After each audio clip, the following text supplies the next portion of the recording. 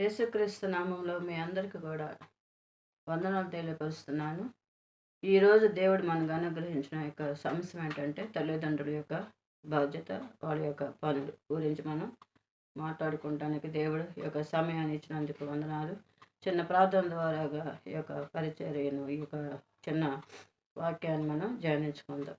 ప్రభు అయిన యేసయ్య, మీ పాదాలకు స్తుతులు స్తోత్రం చెల్లిస్తున్నాం. ఈ సాయంత్రకాల సమయంలో ప్రభు నా తండ్రి ఈ యొక్క అంశాన్ని తల్లిదండ్రుల యొక్క గురించి ఈ యొక్క బాధ్యతను మీరు మాకు అనుగ్రహించిన ఈ యొక్క వాగ్దానాన్ని మీరు ఎత్తుపట్టి దీవించి ఆశీర్వదించండి. వింటున్న బిడ్డలు మరి అనుసరిస్తున్న బిడ్డల్ని యొక్క హృదయాల్లో వాళ్ళ బిడ్డల పట్ల ఏ రీతిగా తల్లిదండ్రులు మరి తండ్రి ఏం చేయాలని యొక్క ఆలోచన కలిగి ఉన్నారు. ఆ రీతిగా నీ యొక్క ఆత్మ సహాయాన్ని వాళ్ళకి అందించి ప్రభు దీవించి మహిం పొందుకోమని యేసు నామంలో ప్రార్థిస్తున్నాం తండ్రి, ఆమె. మరి ఎఫెసీయులకు రాసిన పత్రిక 6వ అధ్యాయంలో దేవుడు మనకి చెప్పాడు ఏమనంటే, పిల్లలారా ప్రభువునందు మీ తల్లిదండ్రులకు విధేయులై ఉండుడి, ఇది దేవుడు ఇచ్చిన ధర్మం. నీకు మేలు కలుగునట్లు నీ తండ్రిని నీ తల్లిని సన్మానింపుము, అప్పుడు నీవు భూమి మీద దీర్ఘాయుష్మంతుడగుదు.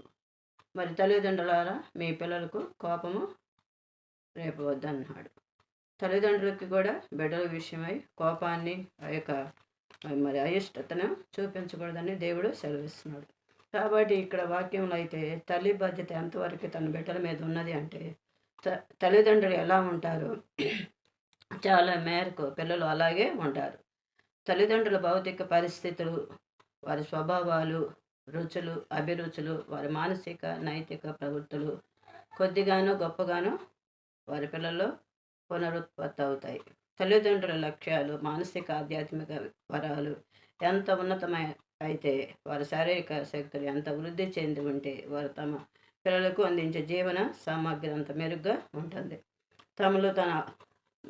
తమలో ఉన్న ఉత్తమైన దాన్ని వృద్ధిపరచుట ద్వారా తల్లిదండ్రులు సమాజాన్ని తీర్చిదిద్దటానికి, భావితరాలను ఉద్ధరించడానికి ఓ ప్రభావాన్ని చూపిస్తున్నారు.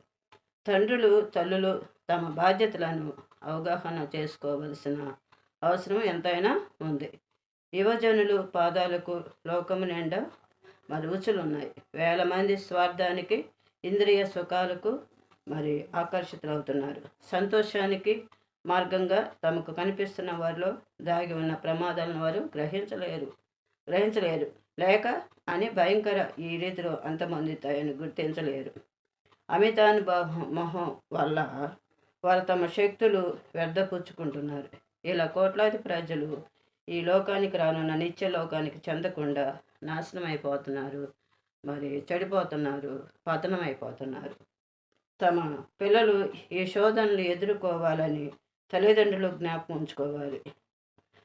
దుష్టత్వానికి వ్యతిరేకంగా విజయవంతంగా పోరాటానికి సిద్ధపాటు బిడ్డ పుట్టుక ముందే ప్రారంభం అవ్వాలి. బాధ్యత ముఖ్యంగా తల్లిపై ఉంటుంది. ఎవరి ప్రాణ రక్త బిడ్డకు రక్తం రక్షణ బిడ్డకు పోషణకు శారీరక ఆకార నిర్మాణాన్ని ఇస్తుందో ఆ తల్లి మనస్సును, ప్రవర్తనను రూపుదిద్దే మానసిక ఆధ్యాత్మిక ప్రభావాలను కూడా బిడ్డకు అందిస్తుంది. ఇశ్రాయేలు విమోచకుడు మోషేను కన్నా యొకోబేదు విశ్వాసాన్ని బట్టి మరి రాజాజ్ఞకు భయపడిన హెబ్రీ తల్లి, హెబ్రీలకు రాసిన పత్రిక 11వ అధ్యాయం 23వ వచనంలో ప్రార్థన చేసే త్యాగ స్వభావము, దైవేశం గల స్త్రీ అయిన హన్న దేవుడే ఉపదేశం ఇచ్చిన బిడ్డ, అవినీతి లేని న్యాయాధిపతి. ఇశ్రాయేలీయుల పరిశుద్ధ పాఠశాల స్థాపకుడైన సమూయేలుకు తల్లి, నజరేతుకు చెందిన మరియ బంధువురాలు, ఆత్మావేశం పొందిన స్త్రీ ఆయన ఎలిజబెత్ రక్షకుని పురోగమికి తల్లి. కాబట్టి మితాను అనుభవం, ఆత్మ నిగ్రహం, తన తల్లి అలవాట్లు ఎంత జాగ్రత్తగా కాపాడుకోవాలో లేఖనం మనకు బోధిస్తుంది. సంసోను ఇశ్రాయేలీయుల విమోచకుడిగా లేపాలని దేవుడు ఉద్దేశించినప్పుడు యెహోవా దూత ఆమెను దర్శించి తన అలవాట్ల విషయంలో, ఆ బిడ్డ పెంపకం విషయంలో ప్రత్యేక ఉపదేశం ఇచ్చాడు. దూత అన్నాడు, ఆలకించుము, నీవు ద్రాక్షారసమునే గాని మద్యమునే గాని త్రాగకుండము, అపవిత్రమైన దేనినైనాను తినకుండము. న్యాయాధిపతుల గ్రంథం 13వ అధ్యాయం 13 నుంచి 13:7. అనేక మంది తల్లిదండ్రులు జనన పూర్వ ప్రభావాల ఫలితాలు ఏమంత ప్రాముఖ్యమైనవిగా భావించరు. అయితే దేవుడు అలా పరిగణించలేదు. దేవుడు తన దూతతో పంపిన అతి గంభీరమైన రీతిలో రెండుసార్లు వచ్చిన వర్తమానం అది మనం అతి జాగ్రత్తగా ఆలోచించవలసిన విషయాన్ని తెలియపరుస్తుంది. ఆ హెబ్రీ తల్లితో చెప్పిన మాటల్లో అన్ని యుగాల్లోని తల్లిదండ్రులతోనూ దేవుడు మాట్లాడుతున్నాడు. నేను ఆ స్త్రీతో చెప్పినదంతయు ఆమె చేసుకోనవలెను. శిశువు సంక్షేమాన్ని తన అలవాట్లు ప్రభావితం చేస్తాయి. ఆమె ఆహార పాన వాంఛలు భావోద్రేకాలు నియమము నియంత్రణ కింద ఉండాలి.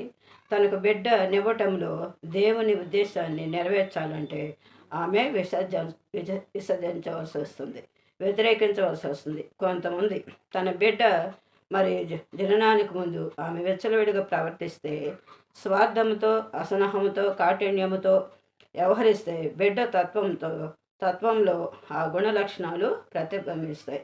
ఈ రకంగా అనేక మంది పిల్లలు దుర్మార్గపు ప్రవర్తనను జన్మ హక్కుగా పొందుతారు. కాగా తల్లి సరి అయిన నియమాల్ని పాటిస్తే, మితానుభవాన్ని ఆత్మత్యాగాన్ని ఆచరిస్తే, దయగా మృదువుగా స్వార్థరహితంగా ఉంటే ఆమె ప్రశస్తమైన గుణాలతో కూడిన ప్రవర్తననే తన బిడ్డకు అందించవచ్చు. తల్లి మద్యాన్ని ఉపయోగించడాన్ని నిషేధిస్తూ ఖచ్చితమైన ఆజ్ఞ ఇవ్వబడింది. తన అనుచిత కోరికను తీర్చుకోవటానికి ఆమె తీసుకునే ప్రతి మద్యపు బొట్టు తన బిడ్డ శారీరక మానసిక నైతిక ఆరోగ్యానికి హాని కలిగించి తన సృష్టికర్తకు వ్యతిరేకంగా పాపం చేయకపోవటం అవుతుంది. ప్రతి ప్రతి తల్లి ప్రతి కోరికను తీర్చాలి అని అనేక మంది సలహాదారులు చెబుతుంటారు. ఆమె ఏదైనా తినాలని కోరితే అది ఎంత హానికరమైనదైనా దాన్ని ఆమెకి పెట్టాలంటారు. అది తప్పుడు సలహా. తల్లి శారీరక అవసరాలను నిర్లక్ష్యం చేయకూడదు. ఆమెపై రెండు ప్రాణాలు ఆధారపడి ఉంటాయి. ఆమె కోరికలను దయగా పరిగణించాలి. ఆమె అవసరాల్ని ఉదారంగా సరఫరా చేయాలి. అయితే ఇతర సమయాల్లో కన్నా ఈ సమయంలో ఆమె తన ఆహారంలోనూ ఇతర విషయాల్లోనూ తన శారీరక శక్తిని మానసిక శక్తిని తగ్గించి ప్రతి దాన్ని త్యజించాలి. దేవుని ఆజ్ఞ ప్రకారం ఆత్మ నిగ్రహం పాటించడం ఆమె పవిత్ర బాధ్యత అవుతుంది. కాబట్టి తల్లిదండ్రులు ఏ రీతిగా ఉండాలి అంటే, వాళ్ళ బిడ్డల విషయంలో మరి వాళ్ళు ఎక్కడికి వెళ్తున్నారు, ఎక్కడ సమయాన్ని గడుపుతున్నారు, ఎంతవరకు మరి బయట అంత సమయాన్ని గడుపుతున్నారు అని నీ యొక్క పెంపకంలో మరి బిడ్డల యొక్క సంరక్షణలో నీ వాళ్ళని పెంచాలి, దైవ మార్గంలోకి పెంచాలి. ఎందుకంటే మరి ఈ లోకం అంతా కూడా చాలా పాపంతోనూ చాలా భయంకరమైన పరిస్థితులు ఉంది. కాబట్టి మీ బిడ్డల్ని చాలా జాగ్రత్తగా పెంచి వాళ్ళని మంచి బిడ్డలుగా తీర్చిదిద్దినప్పుడు మీ కుటుంబాన్ని దేవుడు మెచ్చుకుంటారు. మరి అనేక మంది కుటుంబాలు కూడా మీ యొక్క బిడ్డల విషయంలో పెంపకాన్ని బట్టి మీ ప్రవర్తన బట్టి వాళ్ళ తల్లిదండ్రులు ఎంత మంచి కుటుంబం కాబట్టి దేవుని యొక్క ఆజ్ఞలు వాళ్ళు ఎంత పద్ధతిగాను బాధ్యతగా ఉంటున్నారు కాబట్టి వాళ్ళ బిడ్డల విషయంలో కూడా వాళ్ళు అంత చక్కగా పెంచుకోవస్తున్నారు. మరి మన బిడ్డలను కూడా ఆ రీతిగా పెంచాలంటే ఒక కుటుంబం మనకి ఆదర్శంగా ఉంచేటట్లుగా చేయగలిగింది దేవుడు మాత్రమే. అంటే ఒక మాదిరి చూపిస్తున్నాడు. దేవుడు ఏం చెప్పాడు? యోహాను సువార్త మరి అధ్యాయంలో ఇక వాక్యంలో చెప్పాడు. ఏమనంటే యోహాను సువార్త 19వ అధ్యాయం 26వ వచనంలో దేవుడు చెప్పాడు ఏమని, ఆయన సిలువేసే సమయంలో ఆయన బాధలోను ఆ యొక్క కష్టంలో గాయంలో ఉన్నప్పుడు మరి కొన ఊపిరితో ఆయన ఉన్నప్పుడు మరి ఆయన తల్లి మరి యేసు ప్రభు మరి ఎక్కువగా ప్రేమించిన యోహానుని చూశాడు. ఆ యొక్క శిలువ మీద నుంచి కిందకు చూసినప్పుడు తల్లి ఎంత రోదనతో ఎంత దుఃఖంతో ఏడుస్తుంది. ఇంకా ఎవరున్నారు నా బిడ్డకి ఇలాంటి పరిస్థితి వచ్చింది అని చెప్పేసి ఆమె విలపిస్తున్నప్పుడు అప్పుడు తల్లి బాధ్యత యేసు ప్రభు తీసుకున్నారు. వాక్యంలో మనం చూస్తున్నట్లయితే తల్లి బాధ్యత తీసుకుని అప్పుడు ప్రేమించిన యోహానుతో చెప్తున్నాడు, ఏంటి యోహాను మన తల్లి యొక్క బాధ్యత నీకు అప్పగిస్తున్నాను. తల్లితో చెప్పాడు, అమ్మా ఇదిగో మరి నీ కుమారుడు అని చెప్పేసి కుమారుడు యొక్క స్థానాన్ని యోహానికి అప్పగించినట్లుగా వాక్యాన్ని మనం చూస్తున్నాం. కాబట్టి ప్రతి తల్లిదండ్రులు వాళ్ళ యొక్క బాధ్యత నువ్వు బిడ్డల విషయంలో నిర్వర్తిస్తున్నప్పుడు అంటే బాధ్యత తీసుకుంటున్నప్పుడు వాళ్ళు వృద్ధాప్యంలోకి వాళ్ళు పనులు చేయలేని పరిస్థితులకు వచ్చినప్పుడు ఇక బిడ్డల బాధ్యత అవుతుంది. తల్లిదండ్రులను చూసుకోవాల్సిన బాధ్యత బిడ్డలతో అవుతుంది.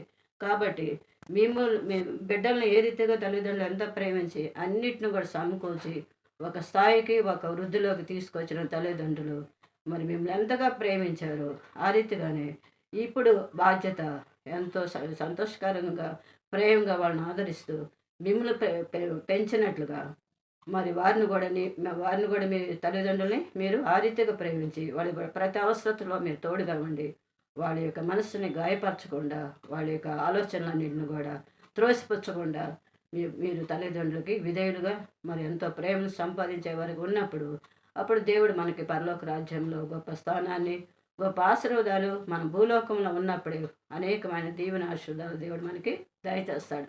ఆ రీతిగా మరి మీ బిడ్డలను ఆ రీతిగా పెంచుతున్నారా? పెంచుతున్నట్లయితే మీ బిడ్డలు మీ మాట వింటున్నారా? మీకు లోబడుతున్నారా?